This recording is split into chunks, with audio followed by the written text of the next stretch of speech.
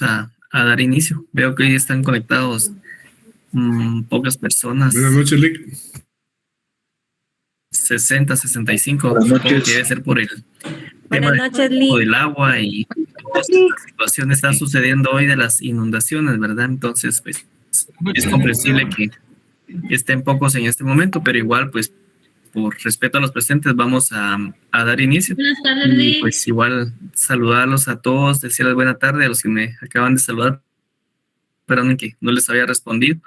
Y bueno, entonces vamos a dar inicio. También pues aprovechando de una vez quiero comentarles que ya solo la otra semana tenemos de clases y la semana posterior pues ya entramos a exámenes parciales y tengo entendido que nuestro curso va a ser el primero con el que iniciamos. Entonces para que ustedes ya lo tengan pendiente, ya que posiblemente el miércoles pues tengamos la última clase previa al primer parcial, o si no logramos agotar el contenido, pues tal vez recibiríamos todavía el día viernes, y si logramos terminar el miércoles, pues el viernes les quedaría para que ustedes puedan repasar un poco. Entonces les quería comentar esta situación para que ustedes ya empiecen a tomar las consideraciones del caso, que se empiecen a organizar. Yo creo que son 3 días a la semana los primeros exámenes, lunes, miércoles y viernes, y la siguiente sería martes y jueves.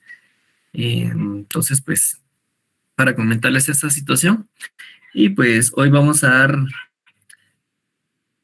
cabida al tema del matrimonio, que era uno de los que teníamos pendientes, y pues posterior a ese, igual vamos a hablar un poco del tema del divorcio y también de la paternidad y la filiación, y posiblemente hablemos del tema de la ejecución de sentencias.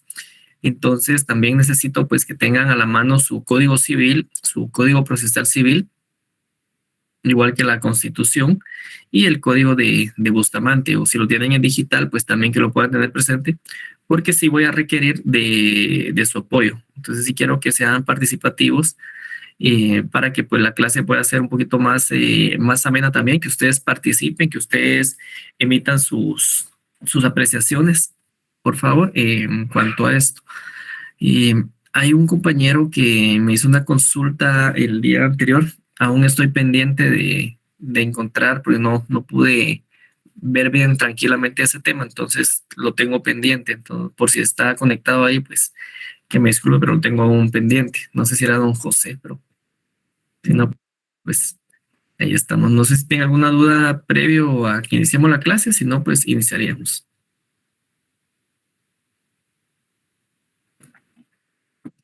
¿No? Bueno, vamos a compartir entonces. Ninguna duda, Lick. Presentación. Ninguna duda. Muy bien, gracias, don Orlando.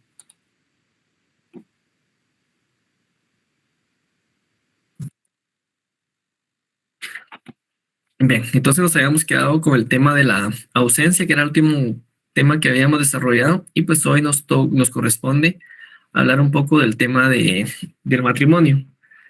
Probablemente pues más o menos como por ahí por el artículo 150, 155 encontramos el tema del matrimonio, el tema del divorcio y también el tema de la filiación relacionado pues al Código Civil propiamente. Igual pues tenemos el Código Procesal Civil, que nos permite poder reforzar toda esta parte procesal como tal. Sin embargo, pues si nos enfocamos ya al tema del derecho internacional privado, el matrimonio radica, digamos, su importancia en que es el origen de la familia en todos los estados, no solamente en el estado guatemalteco.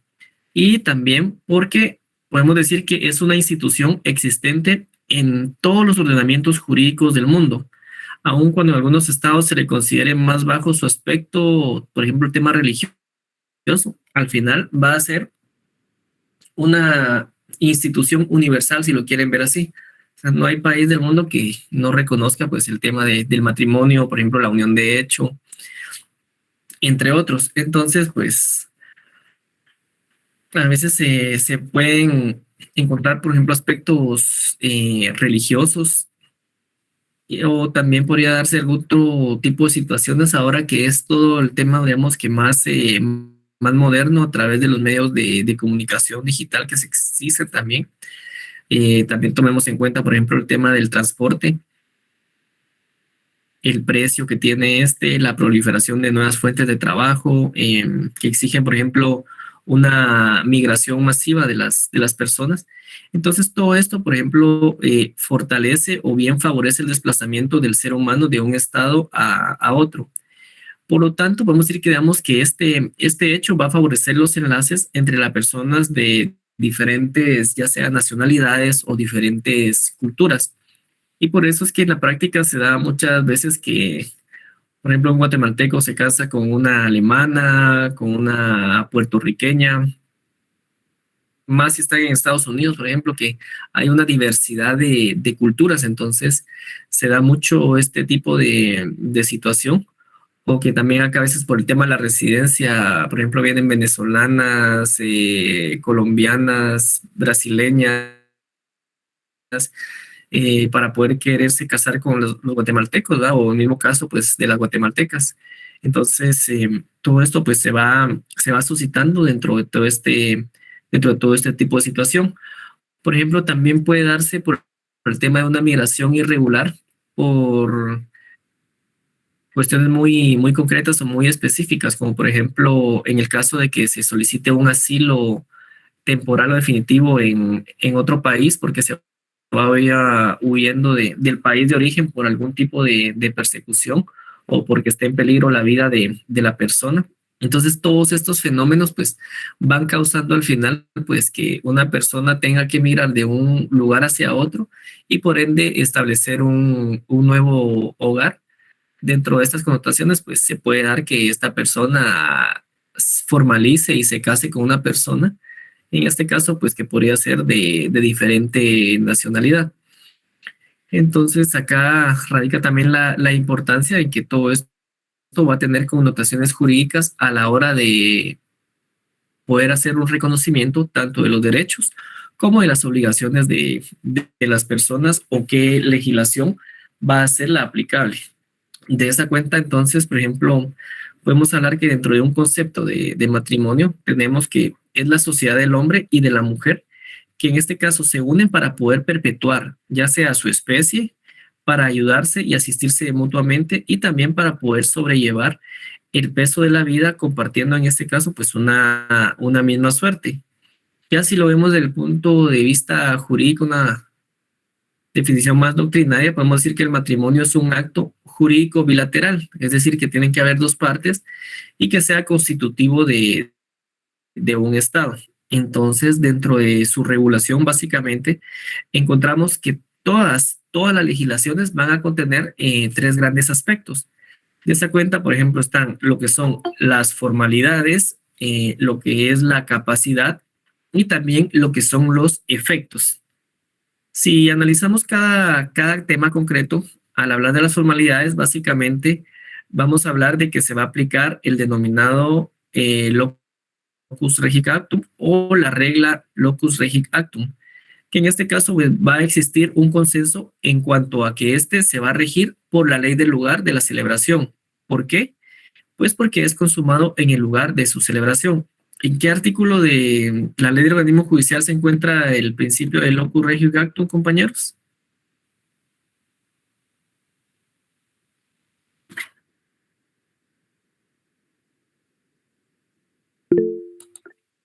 Sí, por favor, don Cristian. Lo escucho. 24, licenciado. Muy bien, muchas gracias. Entonces, haga su anotación ahí en la ley de este principio para que lo asemeje usted o lo relacione también con el tema del matrimonio, por favor. Y los que quieran tomar nota, pues también son bienvenidos. Entonces, dentro del tema de las formalidades, pues con aquellos actos, con sus condiciones o bien con sus requisitos, estos pues se deben de cumplir antes de la celebración material como tal del matrimonio, siendo en este caso pues las capitulaciones, el contrato, las pruebas de soltería, los certificados médicos, los esponsales, las publicaciones, la manifestación de voluntad con relación a nacionalidad, las que deben de primar dentro de todas estas formalidades como tal. Eh, Dentro de la conferencia de la Haya, tal vez ustedes pueden ubicar ese documento, se llama Conferencia de la Haya de 1896. Se los vuelvo a repetir, Conferencia de La Haya de 1986 para que lo puedan buscar, para que lo puedan googlear o si lo tienen impreso, pues también. Y ubíquense en su artículo 4. Básicamente, este nos establece el parámetro de que será reconocido en todas partes como válido en cuanto a su forma.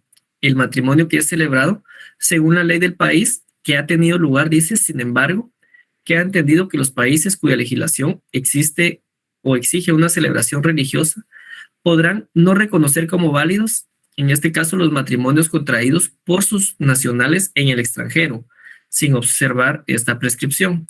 Entonces acá pues encontramos una de las tantas reglas que se encuentran dentro del derecho internacional privado. Por ejemplo, el artículo 5 nos refiere que será reconocido en todas partes como válido en la forma el matrimonio celebrado según la ley del país donde se haya tenido lugar. Es entendido entonces, sin embargo, que los países cuya legislación existe la celebración religiosa podrán no reconocer como válidos los matrimonios contraídos por sus nacionales en el extranjero, sin que esa prescripción haya sido observada. Y el artículo 8 nos establece que el matrimonio nulo, en cuanto a la forma en el país donde se hubiera celebrado, podrá ser reconocido como válido en los países siempre y cuando se haya observado lo prescrito por la ley nacional de cada una de las partes, que en este caso, en el Código de Bustamante, ustedes pueden ubicarse en los artículos 37, 38, 40, 41 y 42. Entonces, si quieren hacer su anotación, háganla de una vez. Artículo 37, 38, 40, 41 y 42. Para que participen un poquito, les voy a pedir que me lean el artículo 37, por favor, y seguidamente los demás artículos. Artículo 37. Uy, se me movió un poquito. Gracias. Ahorita Lick. Muy bien, Orlando, gracias. Los extranjeros deben acreditar antes de casarse que han llenado las condiciones exigidas por sus leyes personales en cuanto a lo dispuesto en el artículo procedente. Podrán justificarlo mediante certificación de sus funciones diplomáticas o agentes consulares o por otros medios que estime suficientes la autoridad local, que tendrá en todo caso completa libertad de ampliación. Muy bien, muchas gracias, don Orlando. ¿Alguien que me ayude a leer el siguiente artículo, por favor? 38. Artículo 38.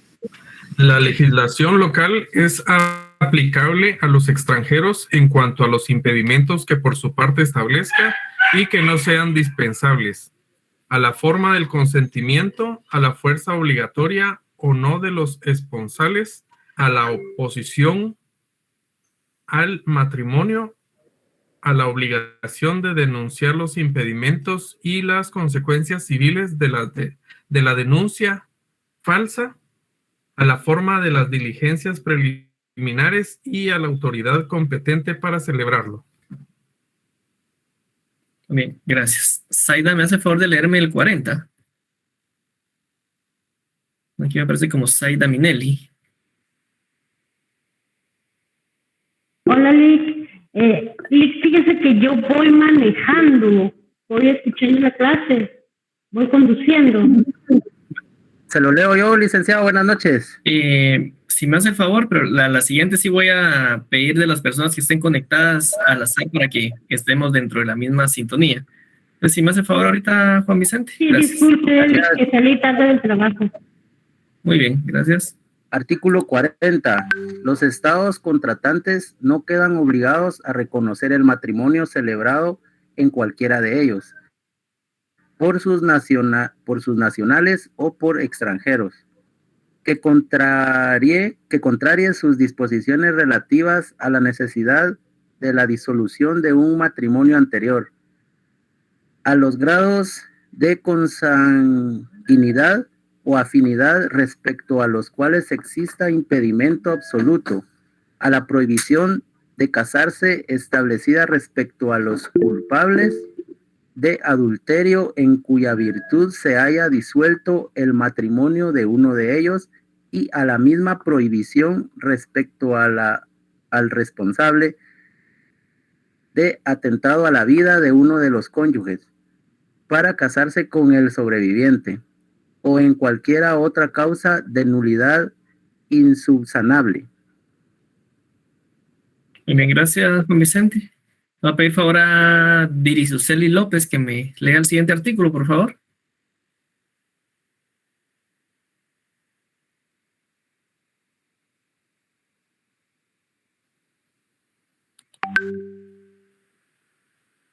¿Estará por ahí, Diri? Bueno, entonces vamos a pedirle favor a Dermi Ixpatak, que nos haga a favor.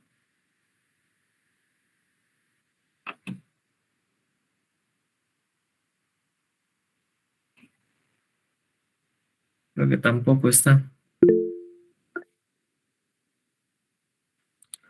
Vamos a pedirle favor a Yasmín entonces, por favor. Yasmín Roxana.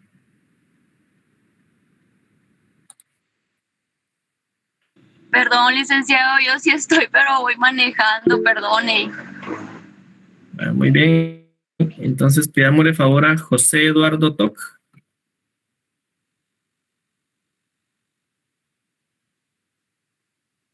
Tampoco está por ahí. Lic, buenas noches. El artículo que toca es el 40, ¿no? Ya le digo. 41. 41 y 42 nos faltan. Va, le leo yo el 41.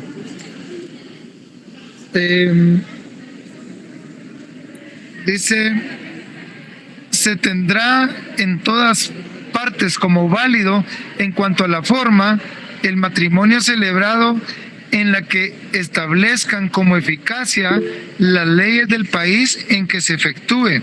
Sin embargo,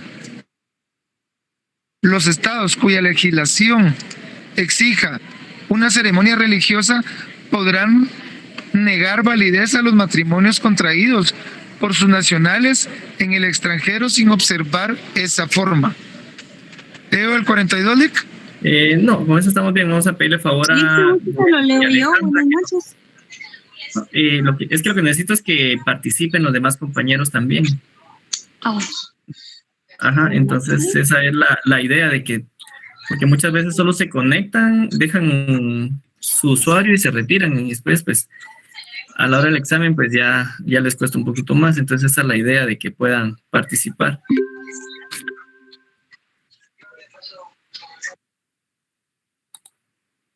Licenciado, perdone, yo me conecté un poquito tarde. ¿Qué ley están leyendo? Disculpe. Código de Bustamante. Muy amable, gracias. Muy bien. Jocelyn Mariela, ¿está por ahí que me puede ayudar?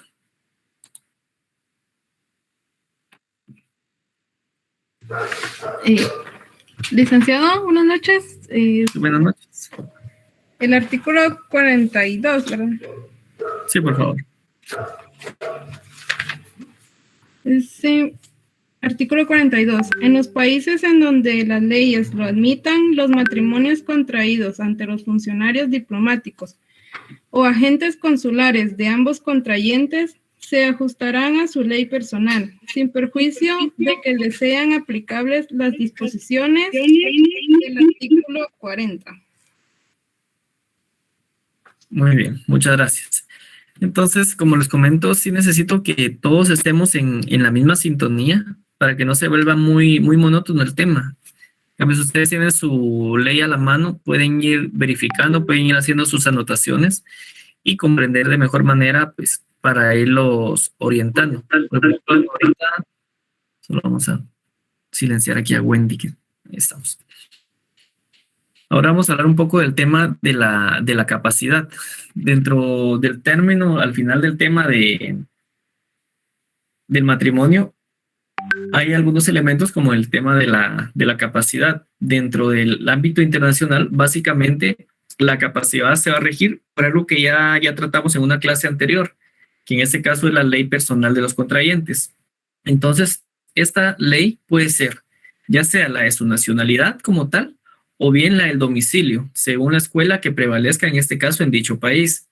Entonces, ¿cuál fue la escuela que dijimos que prevalecía aquí en Guatemala?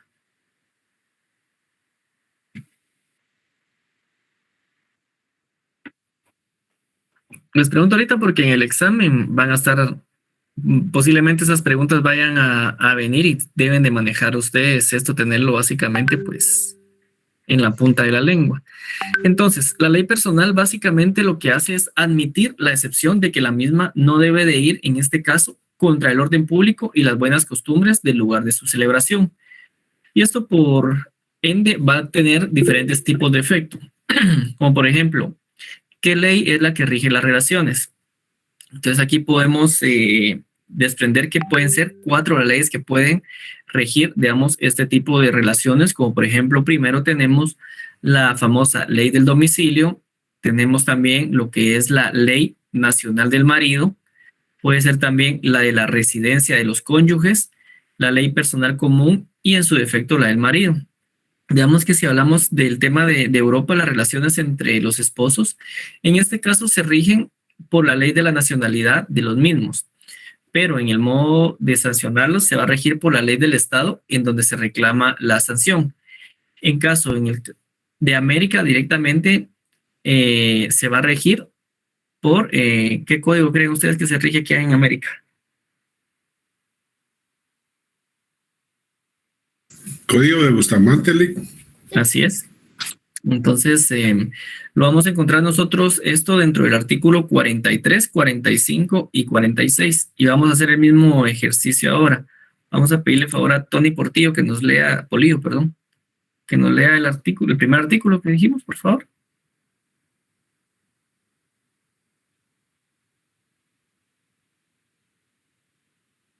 ¿Estará por ahí Tony? No está. Bueno. Entonces, Susana Gardenia, por favor. Sería el artículo 43, ¿verdad, Lick? Sí, 43, por favor. Gracias. Artículo 43. Se aplicará el derecho personal de ambos cónyuges y si fuera diverso, el del marido, en lo que toque a los deberes respectivos de protección y obediencia, a la obligación o no de la mujer de seguir al marido cuando cambie de residencia, a la disposición y administración de los bienes comunes y a los demás efectos especiales del matrimonio. Muy bien, muchas gracias, Susan. Por favor, Sandy, ¿me puede apoyar con la lectura del siguiente artículo? Sandy Lisbeth Rivera. Sí, claro, Lick, sería el artículo 44, ¿verdad? 45. Perdón. Gracias. Se sujeta al derecho territorial la obligación de los cónyuges de vivir juntos, guardarse fidelidad y socorrerse mutuamente. Muy bien, muchas gracias.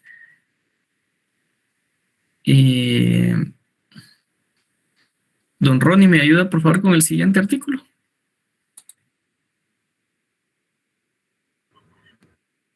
Ahorita, Lick. Gracias. Artículo 46. También Así se es. aplica imperativamente el derecho local que prive de efectos civiles al matrimonio del bígamo. Muy bien, muchas gracias. Entonces, si se dan cuenta, en el caso de América, pues básicamente lo que va a regir para el tema del matrimonio y también para el tema de la capacidad para poder contraer matrimonio es básicamente el Código de Bustamante o el Código Internacional Privado. En lo relativo al aspecto económico, pues también se puede resumir en dos grandes escuelas. Está aquella escuela que regula en detalle que sus cuerpos legales y lo imponen básicamente quienes contraen matrimonio. Y la otra escuela básicamente son las que dejan a los cónyuges poder estipular su régimen. Y de esto, pues básicamente también se desprende, por ejemplo, el tema del divorcio. Dentro del divorcio, pues encontramos que va a tener una importancia trascendental porque es uno de los casos más comunes que se desenvuelven en el quehacer diario de del derecho internacional privado y dentro de las relaciones de la sociedad como tal. De esa cuenta, pues, principalmente por el hecho de que no todos los países admiten en su legislación y también entre los que lo admiten, no todos lo hacen de la misma forma. Entonces se pueden agrupar, por ejemplo, en el caso del divorcio, en tres grandes categorías. Están los estados que no lo admiten o que solamente reconocen la separación de cuerpos. Están, por ejemplo, los que no admiten ninguno de los dos, ni siquiera la separación de cuerpos ni el divorcio. Y están, pues, también los que admiten el divorcio y que también admiten la separación de cuerpos. En el caso de Guatemala, ustedes se recordarán el Código Civil, ¿cuál de estas figuras es la que permite? La separación y el divorcio, Lec. Muy bien. ¿Alguien más que...? Artículo 153. Por la separación de cuerpos. Al haber la separación de cuerpos. Muy bien. Entonces, les pregunto eso porque sí tenemos que llevar de la mano el tema de la legislación nacional con la internacional. Porque pensemos que ustedes estuvieran asesorando a una persona guatemalteca que quiera que se ejecute o se aplique su ley, va a decir, en el país al cual yo pertenezco, se permite la separación de cuerpos o se permite el divorcio o se permiten los dos, mientras que en el estado donde ella estuviera radicada, posiblemente no se permite ninguno de los dos, entonces ella tendría que aplicar, abocar o querer exponer que se aplique la ley de Guatemala propiamente. Entonces, si nos preguntan a nosotros, ¿en Guatemala se aplica alguna de las dos? Sí, el Código Civil, decreto ley 106, establece en su artículo 153, creo, esas dos figuras, tanto la de la separación como la del divorcio. Por ejemplo, también establece el tema de la unión de hecho y también el tema del matrimonio. Entonces, el tema de la afiliación, etcétera. Entonces, todas esas situaciones, pues sí necesitamos que ustedes puedan volver a tomar sus códigos, su código civil, su código procesal civil y manejar esta parte. Va a parecer como que estuviéramos agarrando el curso de Derecho Civil, ¿verdad? Pero es necesario para que vayamos comprendiendo y teniendo nuestra mente ágil en cuanto a poder asemejar estas situaciones para cuando ustedes tengan un caso concreto, pues lo puedan resolver de la mejor manera posible. Entonces, vemos que en el divorcio pueden suscitarse diferentes problemas y entre esos, pues, se amarra del tema de la capacidad. Porque, por ejemplo, si hablamos, lo que les decía, ¿qué ley regula la capacidad del extranjero que se desea divorciar? ¿Cuál va a ser el criterio que nosotros vamos a utilizar? Si, por ejemplo, decimos qué ley regula las causales que pueden invocar los extranjeros para poder obtener el divorcio, podríamos preguntarnos también, por ejemplo, qué ley regula las condiciones que deben de preexistir previo a la demanda del divorcio, o, por ejemplo, qué tribunal es el competente para poder conocer de la demanda de divorcio de los extranjeros. También, por ejemplo, bajo qué principios legales se pueden fundamentar para la ejecución de una sentencia de divorcio que ha sido en este caso pronunciada en el extranjero. Entonces, acá rige básicamente el tema de la capacidad y pues si hablamos de esa ley que regula la capacidad del extranjero que desea divorciarse, acá va a ser, digamos, que la ley de los cónyuges seguida por quienes sostienen también que el Estado y la capacidad se va a regir por la ley, en este caso de su nacionalidad. Esta, por ende, se va a fundamentar en que el matrimonio va a modificar tanto el Estado como la capacidad de los cónyuges, y si la nacionalidad fuese diferente, se va a aplicar en este caso la nacionalidad del esposo. En cuanto a qué ley regula las causales que pueden invocar los extranjeros para poder obtener el divorcio, acá se va a aplicar la ley del lugar de celebración del matrimonio. Esta pues básicamente se fundamenta en que el matrimonio es un contrato civil, por lo que la ley que presidió su formación debe aplicarse en este caso para su disolución. Por ejemplo, si hablamos qué ley regula entonces esas condiciones que deben de preexistir para la demanda del divorcio o qué tribunal es el competente para poder conocer sobre las demandas de divorcio de los extranjeros, tendríamos que aplicar básicamente primero al tema de la ley territorial. Esta se entiende por esta básicamente que es la del domicilio conyugal y se va a basar esta en dos argumentos o dos premisas. La primera va a ser que el matrimonio es una medida de orden público, por lo cual debe regularse, en este caso por la Lex Fori, cualquiera que haya sido el lugar de su celebración o la nacionalidad de los involucrados. Y el otro argumento básicamente es que el matrimonio por su naturaleza es indisoluble y tiene carácter perpetuo y de permanencia. Por consiguiente, pues el derecho o no a poderse divorciar no puede considerarse como parte del contrato la institución matrimonial, porque es la ley territorial o el domicilio la que se debe de aplicar en este caso concreto. Entonces, ¿qué ley regula las condiciones? Primera, pues que el divorcio sea permitido dentro de la legislación del estado en el que se solicita.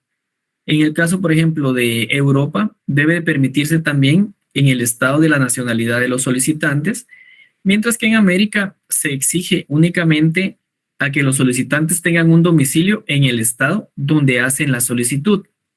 Entonces, esto lo van a poder ustedes amarrar en el artículo 54. ¿Alguien me puede hacer favor de leerlo? Les voy a dejar a ustedes que participen. Artículo 54, las causas del divorcio y de la separación de cuerpos. Gracias, Elmar. Las causas del divorcio y de la separación de cuerpos se someterán a la ley del lugar en que se soliciten, siempre que en él estén domiciliados los cónyuges. Muy bien, gracias. Si se dan cuenta, pues este artículo lo podemos amarrar muy bien, perfectamente con nuestra legislación en cuanto al Código Civil, que nos permite esas dos figuras, tanto la del matrimonio, la de la separación como la del divorcio. Entonces también hagan ustedes su anotación y que básicamente pues ahí la que vamos a aplicar va a ser la Lex Fori. Entonces también apúntenlo ahí en su ley del organismo judicial para que puedan tener ustedes esa relación. Y en cuanto, digamos que al tribunal competente, básicamente es el consenso en que sea el del domicilio de los cónyuges, porque ahí es donde nacen las causales. Y pues para esto vamos a encontrar nosotros ya lo que es una ejecución de una sentencia. Cuando hablamos de una ejecución de sentencia, pues esta va a estar sujeta a diferentes requisitos, como por ejemplo podríamos decir que son los requisitos que están contenidos en los tratados internacionales. Podemos pensar también en el requisito de una reciprocidad, es decir, que exista una similitud en ambas legislaciones de los cónyuges. Puede ser que sea de orden público, que por ejemplo pensemos entre personas del mismo sexo, ¿verdad? Acá en Guatemala, por ejemplo, no podría divorciarse alguien que se hubiera casado una pareja del mismo sexo en otro país porque no es reconocido acá en Guatemala. Entonces acá aplica un poco más ese tema del orden público. Entonces, por ejemplo, el tema de la necesidad. Y pues en el caso de Guatemala, debemos de aplicar lo relativo a la ejecución de sentencias en general. Y acá nos vamos a ir al Código Procesal Civil y Mercantil. Entonces quisiera que aquí haya una compañera que es muy participativa, Caroli. Tal vez me ayude usted en el Código Procesal Civil y Mercantil. Necesito que me pueda apoyar con la lectura del artículo 344. Claro que sí, que ahorita lo voy a leer. Muchas gracias. Y a la siguiente persona que me ayude después, necesito que me lea el 346. Artículo 344. Eficacia de la sentencia extranjera. Las sentencias dictadas por tribunales extranjeros tendrán en Guatemala, a falta de tratado que determine expresamente su eficacia, el valor que la legislación o la jurisprudencia del país de origen asignen a las sentencias dictadas por los tribunales guatemaltecos. Muy bien, muchas gracias. Le leo el 346. Por favor, Kimberly, muchas gracias. Artículo 346. Juez competente y requisitos del título. Es competente para ejecutar una sentencia dictada en el extranjero el juez que lo sería para conocer del juicio en que recayó. Presentada la ejecutoria en el juzgado competente, traducida al castellano, autenticada las firmas, concedido el pase legal y solicitada su ejecución, se procederá como si fuera sentencia de los tribunales de la República. Muy bien, muchísimas gracias. Entonces, se dan cuenta que acá encontramos nosotros la respuesta al tema de la ejecución de sentencias en el extranjero. Entonces, aquí pues podríamos pensar que se pueden dar cuatro casos concretos. Por ejemplo, que el matrimonio sea celebrado en Guatemala y el divorcio sea acordado en el extranjero. Podría darse también que el matrimonio sea celebrado en el extranjero y el divorcio se lleve a cabo en Guatemala. O, por ejemplo, que el matrimonio de guatemaltecos haya sido celebrado en el extranjero y el divorcio se haya acordado que también sea en el extranjero. Y el otro sería que el matrimonio de los extranjeros haya sido celebrado en Guatemala y el divorcio también haya sido acordado, en este caso, en Guatemala. Entonces son, digamos, como los parámetros o los casos que podríamos ir encontrando dentro de esta situación, y para esto pues va a ser aplicable o analizable los artículos 344 y 346 del Código Procesal Civil y Mercantil. Por aquí había visto que me habían levantado dos compañeras la mano, creo que Wendy y otra compañera también, y Griselda. Ahí les voy a pedir en unos minutos que me ayuden también con un par de artículos. Entonces, básicamente vamos a hablar ahorita también del tema de la nulidad del matrimonio, porque como son siempre las responsabilidades o también pues todo lo que deviene de toda esta situación del matrimonio dentro del extranjero. Cuando hablamos de la nulidad del matrimonio, pues básicamente vamos a aplicar otra de las reglas de la ley del organismo judicial. En este caso es la regla de locus regi actum, que sigue siendo pues la ley aplicable a un acto para que éste pueda adquirir su plena validez. Entonces, aquí se aplica la ley del lugar de la celebración. Y según lo relativo al derecho de acción, por ejemplo, están los efectos, las causales de nulidad, y para este efecto, pues me van a hacer favor las dos compañeras que acabo de indicar anteriormente, que me lean el artículo 47 y el 48, y una tercera persona le va a pedir favor que me lea el artículo 51 del Código de Derecho Internacional Privado, o bien Código de Bustamante, por favor. Entonces, Artículo 47. Pues si quieren, Wendy primero, después Griselda, y Cindy me levantó la mano por ahí también. Gracias. Está bien. Artículo 47. Actuaciones de urgencia. Cuando hubiera que practicarse alguna diligencia urgente, el juez de oficio o a solicitud de parte debe actuar en los días y horas inhábiles, expresando en ella el motivo de la urgencia y haciéndolo saber a las partes. Muy bien, gracias. Bustamante, ¿no? Sí. La nulidad del matrimonio debe regularse por la misma ley a que esté sometida a la condición intrínseca o extrínseca que la motive. Gracias. 48, ¿verdad? 48. Artículo 48. La coacción, el miedo y el rapto como causa de nulidad del matrimonio se rigen por la ley del lugar de la celebración. Perdón, Eli, ¿cuál fue el otro artículo? Creo que es el 51, ¿no? Sí, 47, 48 y 51. Ok, le leo el 51. Gracias. Son de orden público internacional las reglas que señalan los efectos judiciales de la demanda de nulidad. Muy bien, entonces básicamente con esos tres artículos amarramos nosotros el tema de lo que es la nulidad del matrimonio, y como les digo, entonces lo vamos a ir asociando con la ley del organismo judicial, que es la que nos da la vía para la validez, que en este caso es la ley del lugar de la celebración, en base al principio. ¿Cuál fue que les dije? ¿Se recuerdan?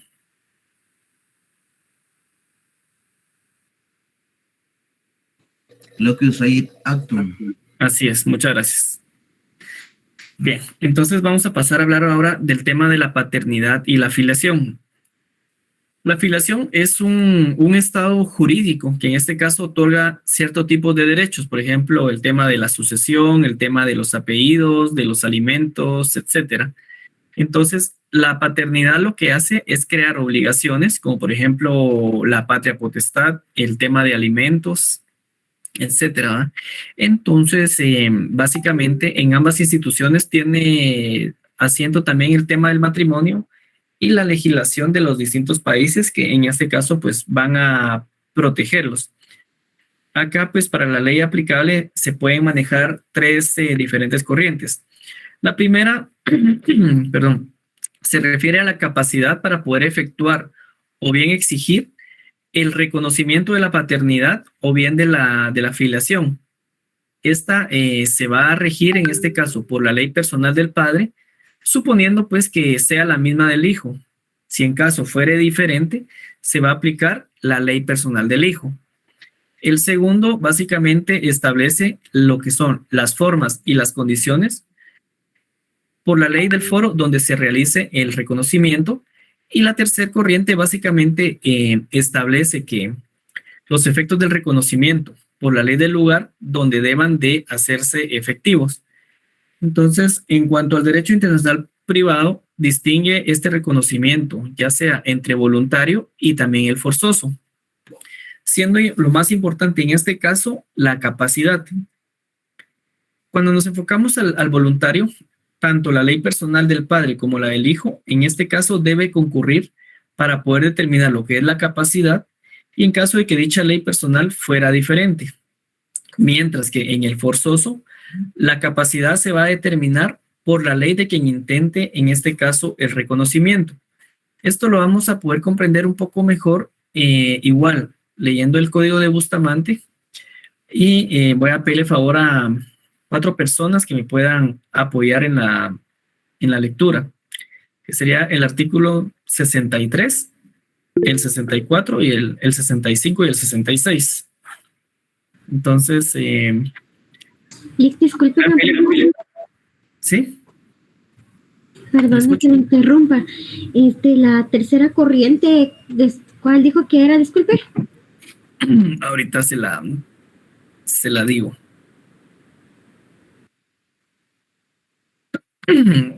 Esta es relacionada a los efectos del reconocimiento. Entonces, se va a ocupar básicamente la ley del lugar donde pueden hacerse efectivos estos derechos. Entonces, la anterior era la capacidad para poder efectuar en el lugar del padre, o si no existía la ley personal del padre, se podía aplicar la del hijo si fuera diferente. La otra, la B, o la segunda, era las formas y condiciones por la ley del foro, donde se realiza, en este caso, el reconocimiento. ¿Sí? Sí, gracias. Entonces, ahora le voy a pedir favor a Daniela, a Adis, a Dermi y a Carla, si me hacen favor de apoyarme ahí con la lectura. Buenas tardes, licenciado. Artículo 63. La investigación de la paternidad y de la maternidad y su prohibición se regulan por derechos territorial. Bien, gracias.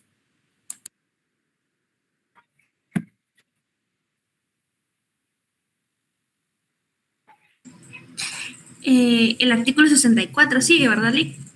Así es. Artículo 4. Dependen de la ley personal del hijo las reglas que señalan condiciones al reconocimiento, obligan a hacerlo en ciertos casos, establecen las acciones a ese efecto, conceden o niegan el apellido y señalan causas de nulidad.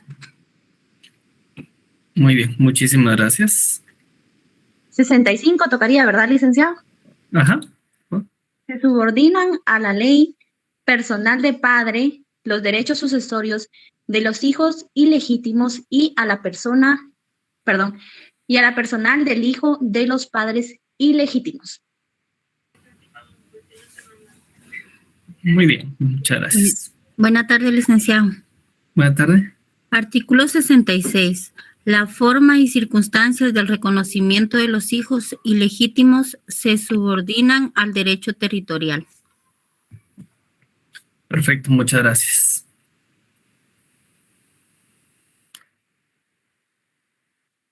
Yo creo que ahí estamos, ¿verdad? Entonces, vamos a hablar ahora entonces un poco de la aplicación de las leyes extranjeras para poder comprender al final cómo es que opera todo este andamiaje jurídico relacionado pues principalmente al tema del matrimonio, de la capacidad, del divorcio, de la separación, etcétera, ¿verdad? Entonces, al plantear lo relativo al tema de la aplicación de las leyes extranjeras, nosotros nos referimos básicamente a que se pueda aceptar en un territorio ajeno el efecto de una ley extranjera. De esa cuenta, pues, si nos basamos en lo que es la obligación de aplicar las leyes extranjeras, podemos decir que en la actualidad todos los estados o casi todos concuerdan en que existe una verdadera obligación de poder aplicar las leyes extranjeras cuando éstas proceden. En el caso de Guatemala, se adhiere a esta tendencia moderna en el sentido que se considera que es una obligación la aplicación de las leyes extranjeras tanto en su oportunidad como en su procedencia. Y aquí deben de existir ciertas condiciones. La primera condición debe ser la existencia de una relación jurídica que va a reclamar la aplicación de una ley extranjera. La segunda condición, en algunos casos, es la prueba de ley. Esta es la segunda condición que ha dado lugar, por ejemplo, a que se desprendan dos corrientes. En la primera, pues las partes tienen que, digamos, que alegar o que invocar y también probar la ley extranjera. Esto lo vamos a amarrar nosotros con el artículo 35 de la ley del organismo judicial.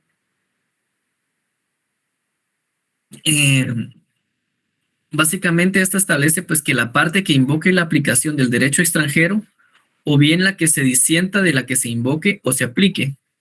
Entonces, este principio de excepcionalidad va a significar que es una petición, en este caso, rogada al juez. Si alguien me ayuda a leer el artículo 304, por favor, del Código Bustamante.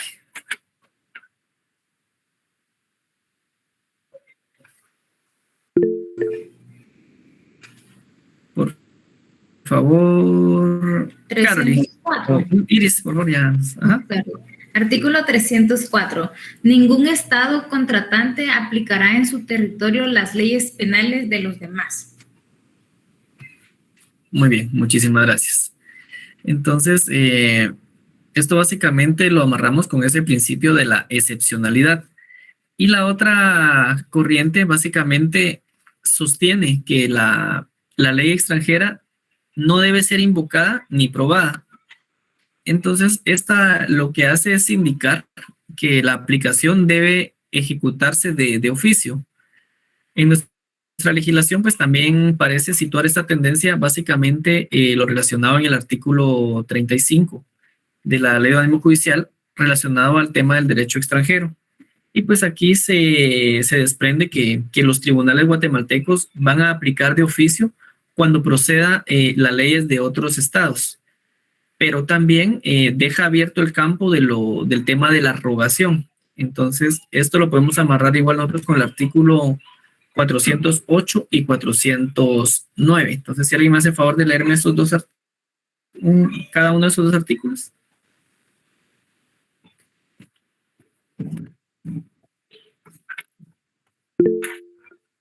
Por favor, Wendy. Artículo 408. Los jueces y tribunales de cada estado contratante aplicarán de oficio, cuando proceda, las leyes de los demás sin perjuicio de los medios probatorios a que este capítulo se refiere. Bien, muchas gracias. ¿Alguien que me ayude con el 409? Por favor, Cecia. Gracias. La parte que invoque la aplicación del derecho de cualquier estado contratante de uno de los otros o disienta de ella podrá justificar su texto, ciencia y sentido mediante la certificación de dos abogados en ejercicio en el país de la legislación se trate. Se deberá presentarse debidamente legalizada. Muy bien, muchas gracias. Si se dan cuenta, pues esas son las condiciones que se deben de aplicar en este caso y pide como cierto requisito pues un formalismo que en este caso pues debe ser reconocido por medio de abogados en un documento legalizado para poder invocar básicamente el derecho que se está tratando de aplicar. Solo no sé si todos conocen cuál es la diferencia entre rogación y oficio, que me pudieran apoyar con esa noción. ¿Sí, Caroli? Nick, disculpe cuando me interrumpa. ¿Sería tan amable de poder volver a repetir la primera condición que usted había mencionado anteriormente? Muy bien. Mientras ubican el artículo las personas, vieron la diferencia entre rogación y oficio, pues vamos a hablar pues de la primera condición, que básicamente decíamos que es la existencia de una relación jurídica, que en este caso debe de reclamar la aplicación de una ley extranjera. Y la otra condición decíamos que es la que se desprende de estas dos corrientes que vimos dentro del artículo 35 de la Ley de Organismo Judicial, que se refería tanto al principio de la excepcionalidad y también a la aplicación de oficio por parte de las leyes de diferentes estados. Entonces esto lo íbamos a amarrar con el artículo 304, así como el 408 y el 409 del Código de Bustamante. Entonces ahora sí, por favor, compañeros, si me pueden apoyar. Muchas gracias, Nick. A la orden. Licenciado, en la rogación siempre está la intervención de la parte interesada. No se puede actuar de oficio, ¿verdad? Siempre tiene que haber una solicitud por la parte interesada, a diferencia de la de oficio o de parte, que no se puede iniciar el proceso administrativo o judicial sin necesidad de solicitud de la parte interesada. Muy bien, muchas gracias. ¿Alguien más que nos quiera apoyar a fortalecer lo que nos indica Iris? Considero, licenciado, que toda persona tiene derecho de acción. Es decir, de que la rogación es parte de eso, ¿verdad? De que poder hacer andar el órgano jurisdiccional, mientras que de oficio el órgano jurisdiccional no necesita de la persona para poder hacer andar el órgano jurisdiccional, licenciado. Muy bien, muchas gracias. Como veo muy tímidos a los compañeros, voy a pedirles por favor de que en el chat escriban ahí lo que ellos consideran relacionado a la rogación y al oficio.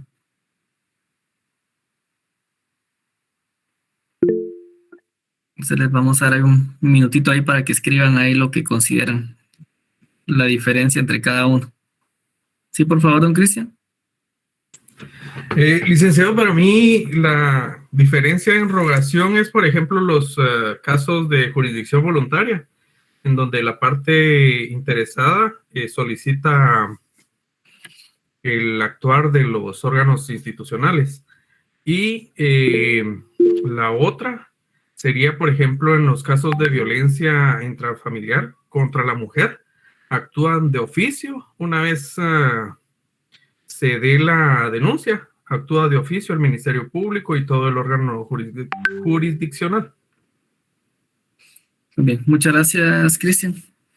Entonces, sí me interesa que ustedes tengan presente siempre este tipo de conceptos jurídicos, estas definiciones, porque va a ser parte de su quehacer. Entonces, para que no se asusten el día que ustedes ya estén haciendo sus prácticas, básicamente por parte del bufete popular en diferentes instituciones, y que no se vayan a sorprender, ¿verdad? O bien, si ya están haciendo su carrera profesional como tal, entonces que sepan cuándo es impulsado de oficio o cuándo debe ser rogado el diligenciamiento de los diferentes procesos, y cuando se apliquen en el ámbito guatemalteco o en el tema internacional. Entonces, pues sí es importante que ustedes sepan esa diferencia entre el principio de rogación y el principio de oficio, ¿verdad? También hay otros principios denominados ex oficio que se pueden pues ir conociendo más adelante o que se vayan ustedes recordando. Bueno, mientras siguen algunos terminando ahí de escribir lo que opinan sobre el tema de la rogación, pues vamos a hablar efímeramente sobre lo que significa el tema de la prueba. En el caso de las escuelas, pues que sostienen que la aplicación de la ley extranjera debe de alegarse, entonces debe de probarse. Y la prueba puede obtenerse y presentarse, en este caso, pues de la forma siguiente. Yo creo que ya nos había apoyado una compañera con la lectura de uno de los artículos. Sin embargo, pues vamos a robustecerlo al final siempre con el artículo 35 y con el artículo de la Ley de Demo Judicial y el 410 del Código de Derecho Internacional Privado. Y básicamente pues establece esta situación que se puede hacer mediante certificación de 2 abogados en ejercicio en el país cuya legislación se trate, o certificación que debe de presentarse con sus respectivos pases de ley. Al respecto, para ustedes, ¿qué son los pases de ley? Yo creo que ustedes lo vieron en notariado 1 o notariado 2, que me puedan ayudar a recordarme también a qué se refiere por favor. Y pues también que podamos igual escribirlo acá en el chat ahora de qué son los pases de ley.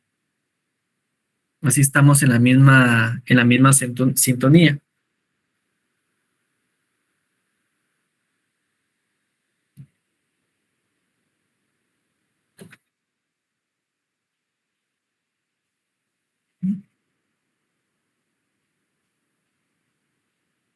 Es el procedimiento, licenciado, que se necesita para que los documentos se consideran legales acá en Guatemala. Muy bien. ¿Y estos documentos provenientes de dónde son? Del extranjero. Muy bien. Entonces, aquí es lo que tenemos que tomar en consideración, ¿verdad? Que son documentos que proceden del extranjero, es decir, que son emitidos en un país distinto a Guatemala, pero en base a ciertas formalidades o ciertos instrumentos internacionales, pues se le da plena eficacia o reconocimiento en Guatemala para que pueda surtir sus efectos legales. Entonces, no adentramos mucho en este tema porque creo que ya lo han visto ustedes, en este caso, pues, en derecho notarial, pero también es importante, pues, que empiecen a recordar ese tema porque va a ser uno de los que van a estar dentro de este curso, pues, implícitos. Entonces, dentro de la prueba, el otro requisito va a ser, por ejemplo, que si no fuera posible poder presentar los pases de ley, entonces, por ejemplo, por un tema de extrema pobreza, se puede recurrir al juzgador, en este caso, pues solicitando que por la vía diplomática se pueda solicitar también esa documentación. Entonces, pueden haber esas 2 vías para poder solicitar un documento que provenga, en este caso, pues del extranjero, o principalmente, pues para poder aplicar cierta legislación. Y pues también decir, ¿verdad?, que en el caso de las escuelas que sostienen también que la aplicación de la ley extranjera debe ser de oficio. En este caso, pues el juzgador, para poder imponerse de las mismas, puede acudir a la vía diplomática antes de poder resolver un caso concreto. Entonces, acá encontramos nosotros el asidero legal, pues en el artículo 410, que la prueba pues, puede ser solicitada de oficio por la vía diplomática a través de un suplicatorio a la Corte Suprema de Justicia y también al Ministerio de Relaciones Exteriores. Y encontramos también acá otro principio, pues básicamente que es el tema de la extensión de la prueba. Este se refiere a que la prueba de la ley extranjera, en el caso de las 2 escuelas, debe versar, en este caso, sobre 3 aspectos: el texto, la vigencia y el sentido.